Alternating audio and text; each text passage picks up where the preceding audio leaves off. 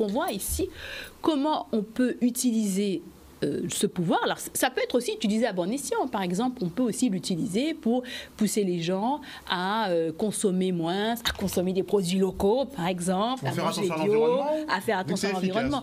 On peut pousser les gens dans un sens positif, comme dans un autre sens aussi. Mais il faut avoir conscience de ça. Et c'est pour ça que Noam Chomsky disait qu'aujourd'hui, les médias ne font plus toujours leur travail d'information dans certains domaines, et il participe à une forme de désinformation de la population. Et il expliquait dans son ouvrage dans les années 80-90 que c'était un grave danger pour la démocratie, surtout qu'on était dans des démocraties qu'on peut qualifier de basse intensité, parce que vous avez une collusion très forte entre les acteurs privés et les acteurs financiers. Un peu trop forte, un peu trop étroite cette collusion. Voilà. Là, elle est prégnante, là, maintenant. On a même une fusion, on aurait dit presque, entre les deux. Et pour terminer, Noam Chomsky vous disait, en fait, la presse n'est plus le contre-pouvoir, elle n'est plus le cinquième pouvoir, c'est un outil de propagande, et en fait, elle traite les informations essentiellement pour servir les élites économiques et politiques. Elle relaie les dépêches gouvernementales. Oui, les grands producteurs, oui, on l'a vu. C'était un relais. Et là, ça s'est vraiment vu pendant le Covid.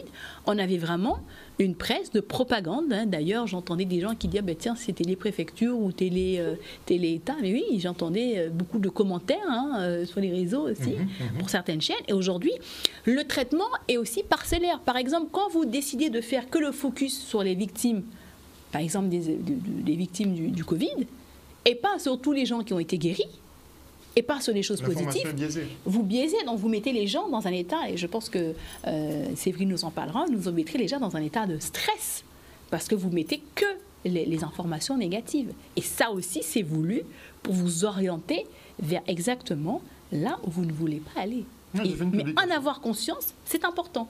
Une fois que vous avez conscience de ça, on peut moins vous manipuler. Et c'est pour ça que vous avez des auteurs comme Noam Chomsky, Édouard Bernays, ou Antonio Gramsci, qu'on n'étudie pas beaucoup. On ne veut pas trop que vous connaissiez ça. Parce que quand vous côtoyez ces auteurs-là... Difficile de jouer dans les esprits après. C'est plus difficile de vous orienter là où vous n'avez pas envie d'aller, parce que vous reconnaissez les mécanismes.